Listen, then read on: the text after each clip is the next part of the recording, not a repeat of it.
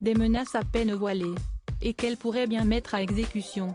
Si l'on se souvient bien de Meghan Markle émue aux obsèques de la reine Elisabeth II il y a un an, une interview d'elle, sortie dans les jours qui avaient précédé le décès de la souveraine, a été un peu oubliée. Pourtant, la famille royale peut s'en faire, elle les y menaçait en effet très clairement.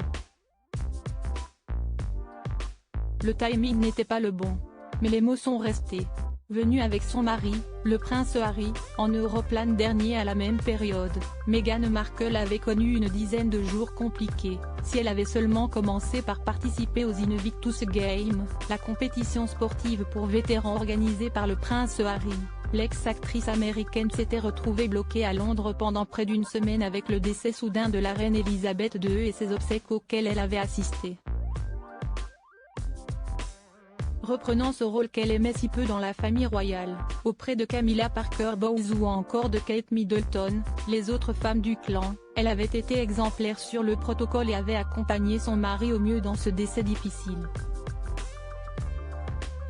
Mais l'on peut comprendre que la famille royale n'ait pas eu très envie de lui parler.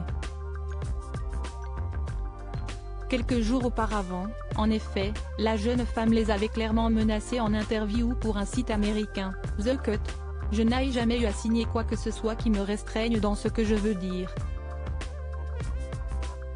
Je peux parler de mon expérience tout entière, ou faire le choix de ne pas le faire », avait-elle commencé, avant d'expliquer qu'elle était toujours en train de se soigner de ces quelques années passées à Londres en compagnie de la famille royale. Et l'avertissement est clair à leur égard, si elle en ressentait le besoin, la jeune femme n'hésiterait pas à dire ce qu'elle pense de cette période. Qui serait le principal incriminé? Voire à révéler encore d'autres choses, ses souvenirs, dans un livre plus personnel. Surtout que le pardon ne semblait pas encore d'actualité pour elle, je pense que le pardon est très important. Cela prend beaucoup d'énergie de ne pas pardonner. Mais cela prend beaucoup d'efforts de pardonner aussi. Cela représente un effort actif, spécialement en sachant que je peux dire ce que je veux.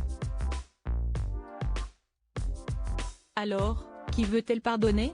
Sa belle-sœur, Kate Middleton, qu'elle accuse de tous les maux? Son beau-frère le prince William, qui n'a jamais semblé l'apprécier? Mystère.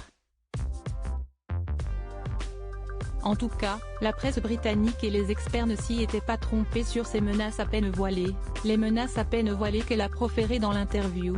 Je pense qu'elle espère probablement que cela a eu un effet sur la famille royale, avait déclaré Roy Anika, journaliste britannique spécialisé.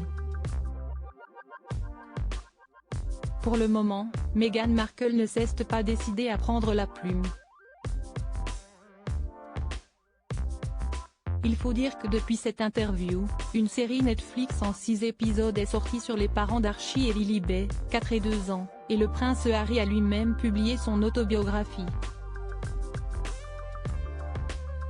Mais tout cela n'empêche pas sa femme d'y réfléchir, surtout que les relations du couple ne sont pas très bonnes.